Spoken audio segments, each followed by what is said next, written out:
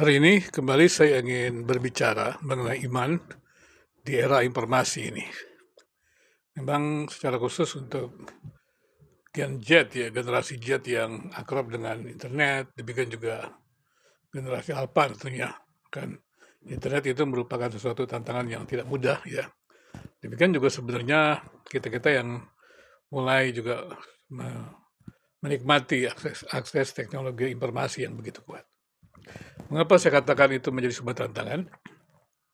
Karena sekarang informasi itu begitu mudah. Jadi dikatakan kita tuh menghadapi kelebihan informasi. Jadi melimpahnya informasi itu tersedia dengan secara dalam jaringan atau daring ya.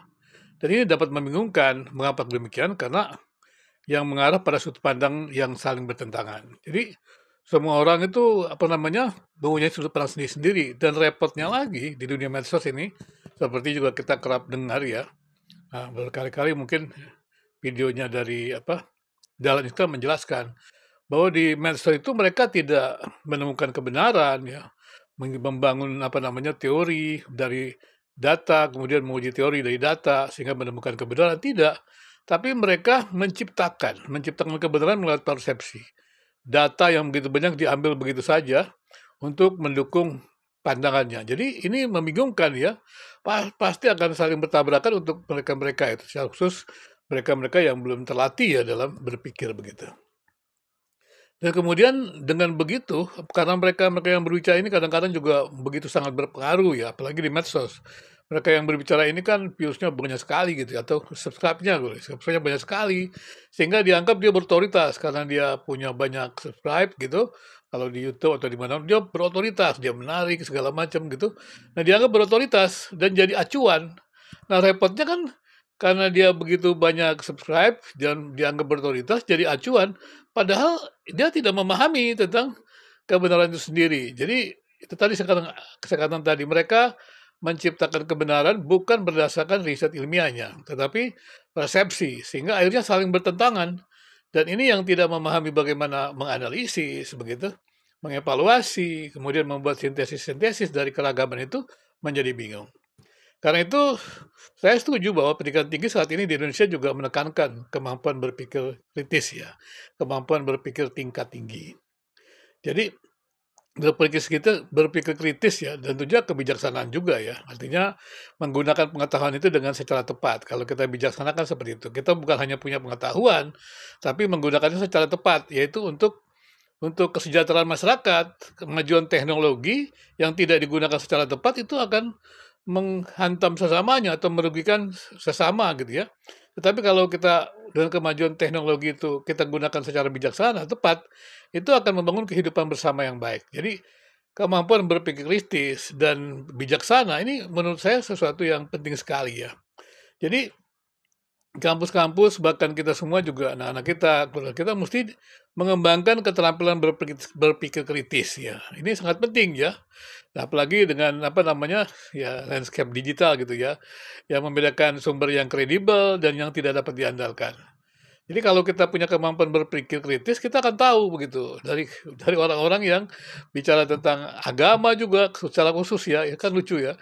Misalnya kalau kita lihat orang tidak punya pendidikan khusus ya, tidak berlatih khusus, dia berbicara agama, dia bukan imannya. Nah, kita sudah tahu, berarti dia hanya main-main saja gitu dan kemampuannya ya sudah ya, tidak memadai. Kemudian kalau dia mengajukan pertanyaan-pertanyaan tentang agama lain, tetapi bukan untuk belajar, ya berarti ya memang dia hanya sekedar mencari-cari kesalahan atau apa begitu, dan itu eh, tidak ada gunanya juga diikuti begitu. Dan itu kita mesti selektif, mesti bijaksana. Jadi kalau orang itu memang sedang menghabiskan waktunya hanya ingin dia bermain-main, ya kita jangan ikuti permainan mereka begitu. Secara khusus orang-orang yang berdebat agama itu jangan ikuti. Kita kritis ya, biarkan aja mereka menanyakan sendiri, pusing sendiri, biarkan saja. Tapi walaupun demikian ya, medsos ini kan mereka menjadi laris ya, karena ada hal-hal yang kontroversial dilemparkan begitu. Tapi hal-hal yang kontroversial itu bagi orang-orang yang kritis ya, bijaksana, tahu itu sebenarnya nggak ada sesuatu yang dipersoalkan gitu. Apalagi ketika misalnya kita sekarang bicara, wah sekarang kita bicara by data, dengan data. Data itu kan terlalu melimpah, banyak. Dan kita juga tidak bisa hanya sekedar bicara data, tapi bagaimana analisis datanya gitu loh. Saya sering lihat pada agama-agama itu, mereka menanyakan data tertentu, dia kutip ayat tertentu dan dia sebut data. Padahal ayat tertentu itu kan tidak bisa dibaca dengan baik tanpa keseluruhan dari kitab suci itu, keseluruhan dari doktrin itu. Jadi nggak bisa dibaca itu data itu dengan tanpa teori. Jadi, nah itu yang menjadi perdebatan-perdebatan. Jadi orang bingung gitu, perdebatan-perdebatan agama. Bahkan akhirnya yang terjadi adalah kemarahan-kemarahan. Ada yang nggak peduli, ngomong aja, bicara aja, padahal nggak ada alur logisnya, tidak ada kepentingan apa namanya maknanya untuk orang lain tidak ada. Pokoknya dia bicara aja gitu. Pokoknya bicara apa saja dia bicara gitu. Nah itu ada di mana sebanyak demikian ya. Sudah alurnya tidak logis, dia tidak tahu bukti datanya juga jelas. Dia langsung saja menghantam, jadi tidak ada analisis datanya. Karena memang kemampuan berkritis ini kan susah, memang nggak gampang juga. Kalau hanya kutip-kutip data sekarang ini mudah sekali. Jadi bagaimana caranya sekarang? Berarti kita semua yang memang dalam era teknologi ini mesti punya kemampuan berpikir kritis tadi agak bijaksana ya. Jadi adalah kalau kita berpikir kritis misalnya ada data, biasanya kan kalau gitu kita mengucapkan data ya, atau mengulangi atau mengutip data. Itu namanya kita belum paham data, kita baru mengutip data. Ada tentang peristiwa tertentu, kita kutip peristiwa tertentu. Kita belum bisa. Kenapa peristiwa itu terjadi misalnya? Nah kita mesti cari tahu begitu ya dari data itu. Atau apakah peristiwa itu hanya terjadi di situ atau tempat lain? Nah itu berarti perbandingan data atau fakta itu. Nah itu bisa dianalisis. Nah, kemudian meningkatlah, kemudian kita bicara tentang apa yang dikatakan orang itu. Misalnya orang bertanya, apa pertanyaannya merupakan ingin tahu atau ada sesuatu yang tersirat untuk memang menjebak atau apa, tersurat atau tersirat. Dan kita mulai melihat kalau orang ya memang tidak ingin tahu tapi dia bertanya, ya sudah berarti kita sudah lihat ini ada apa yang dari kata-kata tersebut. Kemudian kita naik, bagaimana kita mengembangkan teori. Jadi saya katakan tadi, kita mesti melihat data, data itu dibaca lewat teori, dan kemudian pertambahan data itu mengembangkan teori.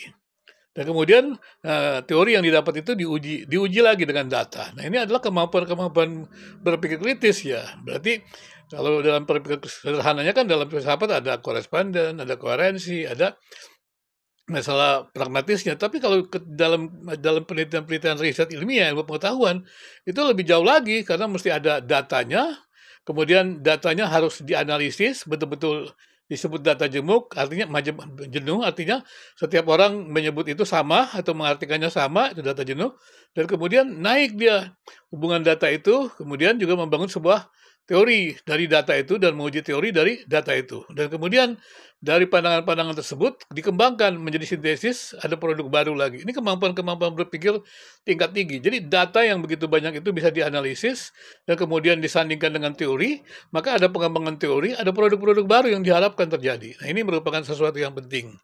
Jadi bagaimana sekarang kita mengembang kemampuan berpikir kritis ini? Kita perlu ada kekuatan komunitas. Ada dialog, ya tentunya dengan orang-orang yang saling memahami. Ada mengatakan untuk apa sih dialog agama ya? Memang ada banyak seperti itu karena dialog agama ya dengan orang-orang yang merasa klaimnya eksklusif, klaimnya absolut ya susah seperti itu. Jadi kita mesti melihat orang yang memahami dialog agama itu adalah tujuannya apa? Kalau tujuannya adalah mencari nilai-nilai bersama misalnya begitu. Tidak bicara tentang nilai-nilai yang eksklusif. Tapi kalau ada yang lebih maju lagi, boleh saja gitu, lebih maju lagi untuk bicara hal-hal yang demikian. Berarti ada komunitas.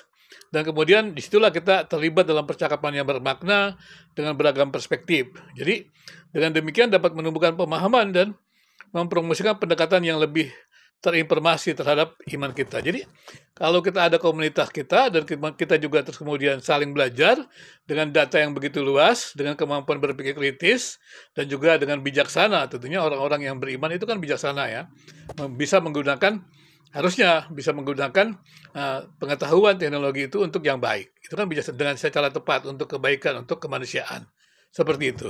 Maka dengan demikian, iman di dalam era reformasi ini memang menjadi sebuah tantangan yang tidak mudah ya, untuk beriman, ya beragama, itu menjadi sesuatu yang tidak mudah. Dan bagaimana kita beriman, menghidupi iman kita dalam dunia yang cepat berubah ini, dalam era reformasi ini, sesuatu yang tidak mudah, karena di situ kita bertemu dengan data yang berlimpah dan kita tidak mudah untuk menganalisisnya. Jadi harusnya kita bertumbuh dalam sebuah komunitas dan kemudian kita juga mengembangkan kemampuan berpikir kritis, juga kemudian dengan kesadaran untuk kemanusiaan kita juga hidup berbijaksana, maka dengan demikian kita bisa tetap hadir di dalam dunia modern ini dengan iman ya kepada Tuhan ya, dengan ketaatan kepada Tuhan dan kemudian justru kita bisa mengarahkan bagaimana kemajuan teknologi pengetahuan itu diarahkan bagi kemanusiaan, bagi hormat dan kemuliaan Tuhan.